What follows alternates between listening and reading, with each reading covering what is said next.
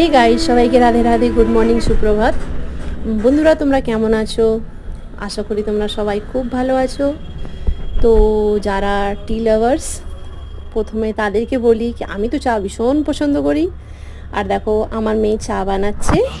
তো আমার সকালটা শুরু হলো, সকালে ঘর দুয়ার পরিষ্কার করে পুজো দিলাম, পুজো টুজো দিয়ে গোপালকে খেতে দিয়ে ভোগ দিয়ে সব করে আমার মেয়ে চা বানাচ্ছিল। ততক্ষণে বললাম, বাবু তুই চাটা বানা, আমি পুজোটা দিয়ে দিই, কেননা আমাকে আবার কাজে বেরোতে হয়।